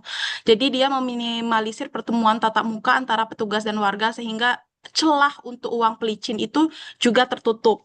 Nah, misalnya kayak kalau di Singapura atau Swiss gitu kan, atau bahkan sekarang US itu juga ada beberapa minimarket yang memang misalnya untuk kasirnya itu sudah tidak ada lagi, bahkan sekarang kasirnya juga sudah AI gitu kan. Nah, itu menutup celah untuk terjadinya KKN tadi kayak gitu. Kemudian yang kedua adalah penegakan hukum yang pastinya. Jadi dia tidak hanya tentang kita tidak hanya berbicara mengenai etika atau akhlak dan juga etika, adab gitu dan akhlak, tetapi kita juga yang saya bicarakan tadi itu mengingat hukum juga karena kalau hukum di luar negeri misalnya ada yang KKN itu pasti tidak bisa dinegosiasikan atau memang beneran hukumnya tidak tumpul ke bawah kayak gitu. Sedangkan KKN di kita ini biasanya di negara Indonesia ini biasanya banyak orang menyebutkan bahwasannya untuk hukumnya itu tumpulnya ke atas kayak gitu. Jadi untuk KKN sehingga orang-orang yang merasa dia memiliki wewenang lebih atau misalnya mungkin punya jabatan lebih, dia merasa KKN tidak masalah untuk mereka karena mungkin hukum bisa mereka beli begitu. Kemudian ada juga paradoks negara beragama gitu. Jadi, mengapa sih negara dengan tingkat religius gitu ya tinggi seperti kita Indonesia itu memiliki indeks persepsi atau korupsi yang tinggi gitu ya? Itu karena yang selanjutnya itu adalah ritualitas versus integritas. Jadi seringkali agama itu dijalankan sebatas ritual formalitas aja tanpa internalisasi dari nilai-nilai integritas ke dalam sistem publik tersebut. Nah, jadi itu sebenarnya balik lagi ke individu tersebut. Mungkin orang tahu jujur itu beretika atau beradab gitu, berakhlak, namun balik lagi internalisasinya sebagai manusia kayak gitu. Kemudian juga kadang budaya memberi itu juga disalahartikan di negara Indonesia beda sama di negara luar. Kadang kalau di kita itu menormalisasikan uang pelicin kayak gitu. Misalnya kita mau buat KTP, kita menormalisasikan untuk memberikan pegawainya uang gitu kan. Sehingga kemudian juga misalnya membuat SIM begitu juga gitu kan. Beda sama negara yang sudah maju gitu kan. Mereka tidak menormalisasikan budaya budaya memberi gitu ya. Jadi sebenarnya untuk faktornya banyak banget, itu salah satunya juga kenapa sebenarnya KKN di Indonesia itu lebih banyak dibanding KKN di luar negeri gitu ya. Terus mungkin juga ada tambahan dari teman-teman yang lain, itu aja sih dari saya. Terima kasih Bu Yulia, terima kasih, mohon maaf. Ya itu kalau tadi kan dijelaskan oleh Bu Yulia ini kan mungkin karena dari penerapan hukumnya ya yang tumpul ke bawah, tumpul ke atas, tajam ke bawah ya. Itu kan mohon maaf sebelumnya itu kan termasuk saya merasanya itu termasuk akhlak juga, akhlak manusia juga dalam organisasi juga, yang mana menyangkut integritas Polri ini kan dalam penerapan hukum, lalu integritas pemerintah dalam pembuatan aturan perundang-undangan, pengesahan seperti itu. Maksudnya gimana ya? Saya juga pengen tahu aja gitu karena uh, belakangan ini kan kasus-kasus ini kan sangat meresahkan ya, mulai dari korupsi kuota haji, korupsi Pertamina dan lain-lain gitu.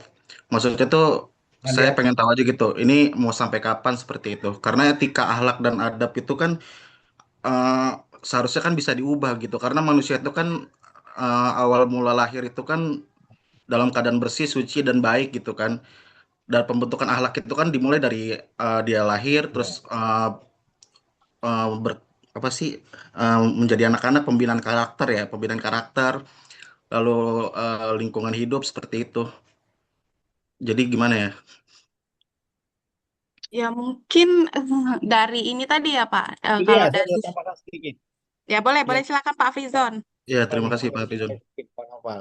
Kalau menurut pandangan saya ya, mayoritas nilai baik itu tidak otomatis menghasilkan praktek yang baik. Yang menentukan adalah apakah nilai itu didukung oleh sistem yang kuat, penegakan yang konsisten, dan keteladanan pimpinan. Keteladanan pimpinan ini ya pimpinan harus memberikan contoh. Selama ini kan pimpinan itu tidak konsisten dalam menegakkan aturan, ya kan? Selalu memanfaatkan posisi dan jabatannya. Ya, manusia kita bisa bohongi, tapi Allah tidak bisa dibohongi. Kemudian juga tanpa itu, bahkan nilai-nilai yang paling luhur pun bisa kalah oleh budaya yang salah. Jadi, karena ini sudah kultur hidup kita di Indonesia seperti itu, Pak Naufal ya. Jadi, mungkin berapa generasi kita bisa, kalau menurut saran saya ya kan, kalau kita mau potong kompas di depan, ya kan, kita mau lebih baik ke depan, ya kan. Tapi seperti itu sudah dunia kita ini semuanya dipersulit kan, seperti yang dijelaskan sama Mbak Yulia tadi, ya kan. Contohnya kita bikin KTP. Kalau kita sesuai dengan prosedur, sesuai dengan aturan, kita dimainkan dengan waktu, ya kan. Kalau dihitung-hitung waktu kita bolak-balik ke kantor Dukcapil itu mungkin sampai 1 minggu, ya kan, nggak kelar-kelar KTP. Mendingan kita kasih uang 50.000, ya kan, 1 jam jadi. Jadi ya itu sudah, ya kan, dimainkan kita dari semua lini. Karena semuanya orang ujung-ujungnya apa? Udah semua. Ujung-ujungnya uang, ya kan. Nah itu, jadi kita bersuuzon yang ini aja lah kan, dalam hidup ini. Nanti segala sesuatu yang dia lakukan kalau dia tidak amanah dengan jabatannya nanti ada namanya pengadilan akhirat. Nanti Pak Adik paham juga itu ya. Ya, mantap, mantap. itu. Jadi Baik, terima nanti kasih. Ya, ada pengadilan akhirat itu Pak Noval ya. Karena itu pun kita dongkol kesal Baik, dengan birokrasi yang ada di Republik ini ya sudah. ya Pak. Kita tawaduk Terima saja. kasih. Itu Noval, makasih. Terima kasih Pak. Berarti memang kesimpulannya mungkin dari diri kita sendiri menjalankan hidup sebaik-baiknya ya. Eh, untuk sistem ini sendiri berarti kita ya memang dimulai dari diri kita sendiri dulu ya begitu ya. Betul Pak, ya kan? Kita Baik. perbaiki diri kita, yang salah jangan kita ikuti, ya kan? Ya. Jangan kita ikuti, Iya, sudah tahu itu salah, jangan kita ikuti, ya kan? iya Ikut memang saja ya.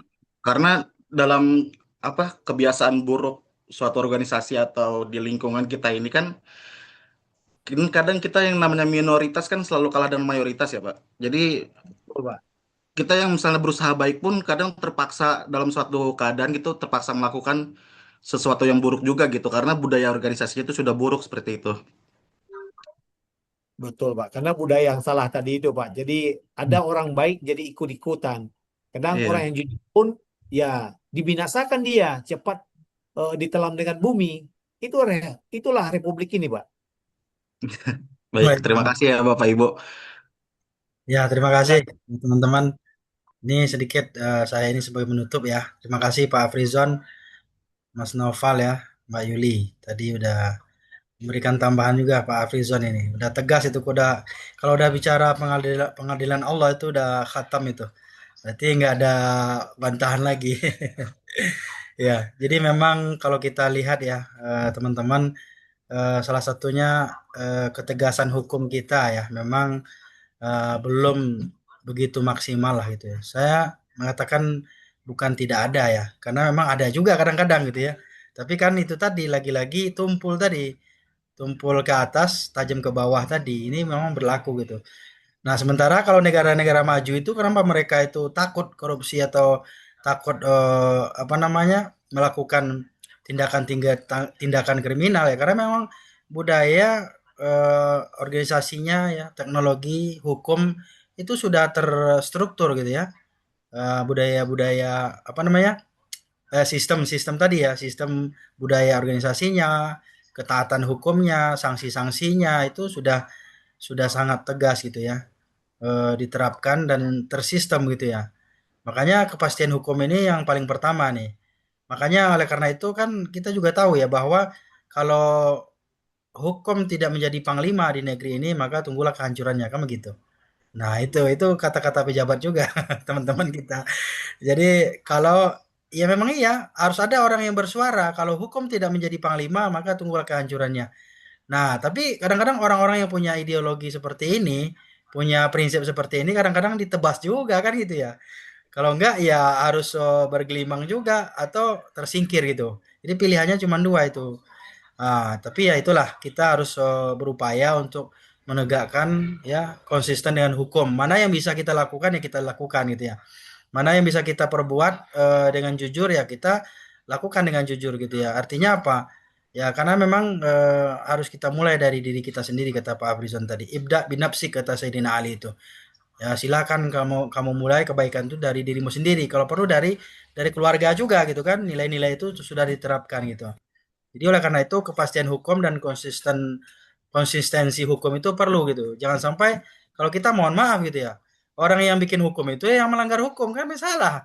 Bahkan fakultas hukum yang melanggar bikin masalah di hukum, masalah hukum kan terjerat hukum gitu ya. Nah, ini perlu juga kita perhatikan gitu bagaimana kepastian hukum dan konsistensi hukum ini belum berjalan dengan baik. Yang kedua adalah kekuatan sanksi tadi ya memang sanksi di kita kan itu mohon maaf itu ya. Kalau di Arab itu kan kalau orang mencuri atau korupsi potong tangan gitu. Kalau kita di Indonesia orang korupsi potong tahanan gitu ya. Nah, ini kan istilah-istilah ini kan beredar di tengah-tengah kita. Nah, ini yang realita yang memang tidak kita inginkan sebenarnya. Tapi ya gimana? Karena peraturannya memang ada secara tertulis gitu, tegas gitu ya, tapi kan juga tidak bisa diterapkan gitu ya. Apalagi kan mohon maaf gitu ya, ada yang melakukan apa namanya secara bersama-sama gitu. Nauzubillah lah ya. Yang ketiga itu adalah nah ini tadi infrastrukturnya. Contoh gini, saya melihat sekarang ini sudah banyak ya penerapan misalnya e-tilang gitu ya. Ini kan salah satu contoh nih infrastruktur. Dengan adanya kamera orang akan menjadi lebih hati-hati dan lebih prepare dalam perjalanan, lebih mentaati aturan dan, dan lain sebagainya. Ini kan juga bagian dari infrastruktur. Dan kalau kita bicara di Eropa atau di Barat ya negara-negara yang maju ya memang mereka sudah ter, apa ya terintegrasi gitu ya secara teknologi gitu infrastrukturnya gitu sudah jelas gitu sudah terintegrasi dan juga apapun kegiatan-kegiatan rakyatnya itu sudah bisa dipantau kan gitu ya jadi jangan sampai ini gitu nama apa namanya biodata kita, data kita. Coba tonton film apa ya Hollywood ya. Itu kalau bikin aja muka aja di ini udah ketahuan kan apa data digitalnya ya, semuanya tahu itu kan. Latar belakangnya, pendidikannya, apa profesinya, bahkan di mana dia sekarang itu udah detail, jelas gitu ya. Kalau kita enggak, mohon maaf gitu ya. Kalau kita mencari satu koruptor saja kita udah sangat kesulitan gitu. Baru satu kan, gimana kalau banyak kan susah lagi. Nah, jadi oleh karena itu memang teknologi ini penting. Infrastrukturnya memang harus dibangun sehingga apa namanya perbuatan-perbuatan yang menyimpang itu bisa ditindak secara tegas. Kemudian juga ya memang kita ini yang tadi ya budaya suap, ini kan juga memang masih merajalela. Mohon maaf gitu ya, kita apapun ya itu disuapin gitu ya. Udah terbiasa gitu ya kita disuapin di Indonesia ini. Ini teman-teman kita di sini ada juga para pemimpin ya. Mungkin disampaikan juga itu aspirasi kita. Kita ini sebagai apa ya rakyat atau sebagai masyarakat itu kita melihat gitu ya, bagaimana adegan-adegan para elit-elit kita saling suap-suapan gitu. Nah, ini bahasa istilah saya ya. Saya nggak sebutin si A si B lah. Tapi ini bagian dari etika moral yang tidak baik yang menjadi contoh ya kan bagi masyarakat juga kan gitu. Yang menjadi tradisi, yang menjadi budaya bagi kita gitu. Makanya anak-anak kecil juga udah mulai gitu. Ya, lawang ini aja korupsi gitu. Kita cuma dikit-dikit doang. Kan jadinya begitu. Jadi membanding-bandingkan gitu. Nah, inilah perlunya ketegasan sanksi ya terhadap para apa namanya? Para pelanggar-pelanggar hukum gitu ya. Apakah itu hukum negara, hukum agama dan sosial gitu ya. Itu memang harus sejalan gitu. Tidak bisa dipisahkan gitu ya. Jadi integrasi hukum juga perlu antara hukum agama, hukum negara dan hukum sosial gitu ya. Nah, ini perlu ketegasan seperti itu. Nah, yang terakhir sebagai penutup dari saya bahwa kita memang gini, memang kita bisa dikatakan buruk itu sistem hukumnya, tapi juga tidak terlalu buruk dari negara-negara yang lain gitu ya. Alhamdulillah kita masih bersyukur tinggal di Indonesia gitu ya. Contoh misalnya kebebasan eh, apa namanya pergaulan atau apa namanya itu ya, dan termasuk narkoba dan lain semacamnya itu masih masih inilah ya, masih terfilter lah gitu ya. Kalau ada Bapak Ibu lihat video itu ada beberapa daerah-daerah atau apa negara-negara ya atau kota-kota yang mana mereka sangat bebas gitu ya. Sangat bebas seolah-olah di situ apa namanya zona tanpa Tuhan gitu ya. Tidak ada agama, seolah-olah seperti itu. Bagaimana mereka peredaran narkobanya, pergaulan bebasnya, apa namanya, eh, dan prostitusi, ya, dan bahkan juga mafia-mafia dan lain sebagainya. Dan itulah bagian dari syukurnya kita gitu di Indonesia ini masih apa ya? Kalau menurut saya etika, akhlak atau moralnya masih masih sangat tinggi. Nah, dan tentu kita masih bersyukur gitu ya. Mudah-mudahan ini masih bisa kita tularkan ke generasi-generasi di masa yang akan datang gitu ya. Insya Allah. Nah, ini aja mungkin barangkali mohon izin saya break dan silakan ditutup karena saya juga harus kuliah di sekarang dan insya Allah ini kuliah sambil webinar juga nih. Saya mengajar, kemudian belajar lagi dan ada webinar satu lagi nih. Webinarnya ini teman-teman ada hampir 500 orang nih pesertanya. Luar biasa nih. Internasional kayaknya nih. Karena ini materinya eh, gabungan ya dari beberapa materi termasuk salah satunya adalah metodologi gitu. Itu aja mungkin barangkali teman-teman. Terima kasih atas perhatiannya dan mohon maaf jika ada kekurangan ya kekhilafan dari saya pribadi. Ya, mohon dimaafkan dan tentunya kita berharap semua apa yang kita sampaikan itu adalah bagian dari kegelisahan kita bersama. Kita berharap ya kepada para eh, apa namanya pemimpin-pemimpin kita mudah-mudahan bisa membawa Indonesia ini ke yang lebih baik insya Allah. Amin ya rabbal alamin. Itu saja saya kembali Amin ya rabbal alamin. ke studio. Assalamualaikum warahmatullahi wabarakatuh. Silakan ditutup. Waalaikumsalam warahmatullahi Waalaikumsalam warahmatullahi Baiklah, wabarakatuh. terima kasih banyak untuk Pak Adi dan Waalaikumsalam juga teman-teman warahmatullahi rekan-rekan sekalian. Kami akhiri presentasi pada hari ini dengan mengucapkan hamdalah, alhamdulillahirabbil alamin. Alhamdulillahirabbil alamin. Kami tutup, sebelum tutup mungkin foto dulu kali ya. Ya boleh boleh lah. Boleh. Silakan di Mungkin yang mau aktif kan Pantun, Mbak. kameranya. Habis Pak Pantun. Udah nggak ada tenaga lagi Pak Yogi. Baiklah, foto dulu ya. 1, 2, 3. Oke, terima kasih. Kami tutup. Wassalamualaikum warahmatullahi wabarakatuh. Waalaikumsalam Waalaikumsalam warahmatullahi warahmatullahi wabarakatuh. wabarakatuh. Malam Terima semua. kasih Pak Adi, terima kasih Bapak Ibu. Pak Adi. Ya.